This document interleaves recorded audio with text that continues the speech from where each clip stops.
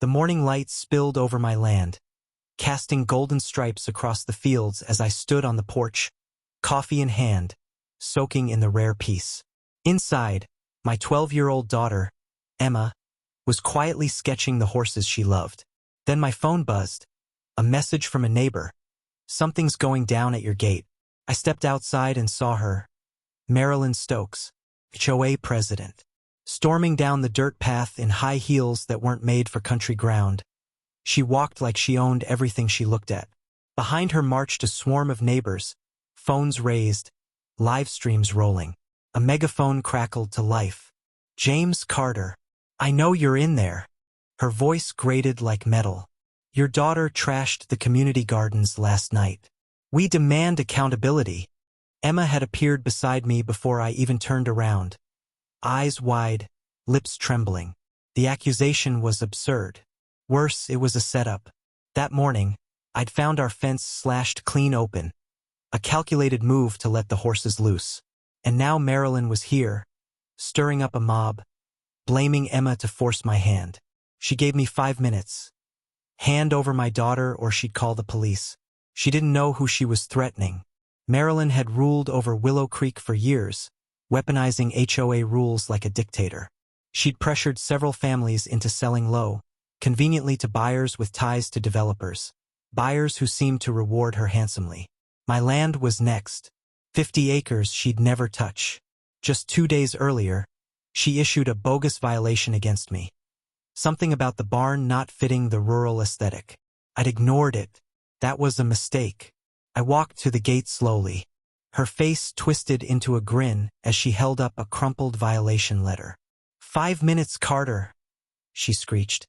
"Turn over your little vandal or I make the call." Around her, neighbors fidgeted. A few looked uneasy. Others, like Paul Evans, kept their heads down. Marilyn had bankrupted a retired couple over a garden trellis. People feared her. I pulled the gate open. Behind me, Emma clutched my sleeve. A hush fell as I revealed the plaque mounted beside the gate. "Sheriff James Carter." Silence. Marilyn's grin vanished. Her face drained of color, then filled with rage. "You think being sheriff means you get to cover for your criminal kid?" she yelled. "Your horses destroyed thousands in property. Someone's paying for that." I didn't flinch. 10 years in law enforcement had taught me that bullies only respect one thing: resistance. Calm but firm, I said, "I catch criminals for a living, Marilyn, and right now I'm looking at one." Gasps. Phones zoomed in. She spun around, trying to reclaim the narrative. "See that? He's abusing his badge, protecting his delinquent daughter." She started a timer on her phone. The beeping echoed across the field. Emma tugged my shirt. "Dad, I locked the horses in. I swear." I believed her with every fiber of my being. Those animals were her heart. She'd never leave them unsecured. This wasn't just a smear job. It was a takedown attempt on me, my kid, my home. As the timer ticked, I looked past Marilyn, past the crowd, and silently promised Sarah, my late wife, that no matter what, I'd keep our daughter safe. The alarm shrieked. "Time's up," Marilyn snapped. "I'm reporting both of you to the state police." Later that night, I combed through the security footage. And there, just after midnight, someone crept near the fence, knife in hand. The image was grainy, the figure shadowed, but something about the outline stirred a deep recognition. By morning, I was at the station, trying to enhance the footage when my phone buzzed. A text from Emma, *Dad. She's back. She said awful things. I'm scared. My chest tightened. I floored the gas, speeding back home. Marilyn was waiting at the gate again, this time alone. She held a folder marked with school insignias. On the porch, Emma stood frozen, filming her. Marilyn's words were like poison. "It's a shame when a young girl's record gets tarnished," she cooed. "One report from a respected figure, and her college dreams crumble." She raised the folder like a weapon. "This place is too much for a single father and a troubled girl. I know families that could offer her better." That was the line. I stepped between them, my voice low and cold. "Get off my land." She just smiled, turned her car around, and left a cloud of dust behind. Emma collapsed into me. Dad, am I ruining everything for you? I hugged her like I could shield her from the whole world. You're my life, kiddo, and we're stronger than she'll ever be. That night, we went to the HOA meeting. No hiding. The room buzzed as we walked in. Marilyn stood front and center, her posse around her. The Carters, she announced like we were an exhibit. Let's talk about accountability. She spun her story, painted Emma as a wild child, my ranch as a mess, property values dropping. Paul nodded from his seat, but his eyes wouldn't meet mine. Emma shrank next to me, the weight of every glare pressing down on her. Back in the truck, she whispered, Dad, am I an embarrassment to you? I looked at her, my brave, brilliant daughter who'd been through more in a week than some face in a year. No, you're the reason I stand tall. This wasn't over. But now she knew we weren't backing down. The early light washed over the fields as I took a slow sip of coffee, watching the horizon stretch out before me. Inside, my daughter Emma sat cross-legged with a sketchbook, pencil moving in quiet concentration. Just as I was savoring the calm, my phone buzzed. A neighbor had messaged, "Something's going on at your gate." I stepped outside.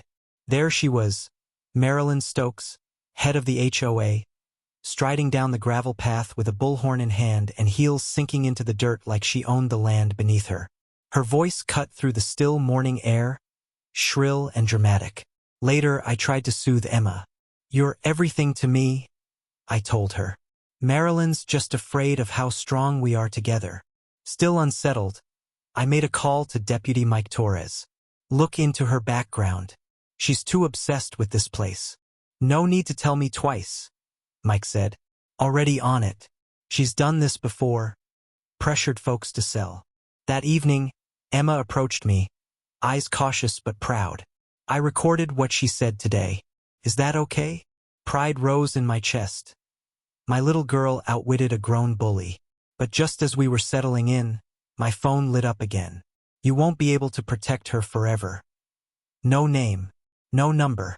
3 days passed before Marilyn made her next move. I was on duty at the station when the calls began. Commotion at my property. By the time I arrived, reporters were camped outside, cameras already rolling. Marilyn stood at the front, now in a blazer, screaming into her bullhorn about neglect, child endangerment, and HOA code violations. Sheriff's Deputy Lisa Grant intercepted me at the gate. We got a welfare complaint, she said. I kept my voice steady. Emma's fine. This isn't concern. It's harassment. Marilyn shouted over us. He hides behind his badge. This property violates everything. A journalist called out, asking for my response. I turned to the camera. This woman has waged a war against my family for profit. My daughter lost her mother 2 years ago, and now Marilyn's trying to use her grief as leverage. This isn't about safety. It's about greed. Emma came out beside Lisa and quietly said, Mrs. Stokes told me I'd be better off without my dad. The mood shifted. Paul, one of Marilyn's old allies, stepped forward. This is too far, Marilyn. She snapped, I'm saving this community. Then hissed to me, you'll lose everything. I'll own that land. That night, with a court order in hand, I accessed the HOA's internal emails. Marilyn had forgotten to log out. There it was, messages between her and a development company, promising her a 6-figure bonus if she delivered my land. I sent the evidence to Mike. She's cashing in on fear, I told him. The next morning, Ellen Wright, a retired neighbor, joined me on the porch.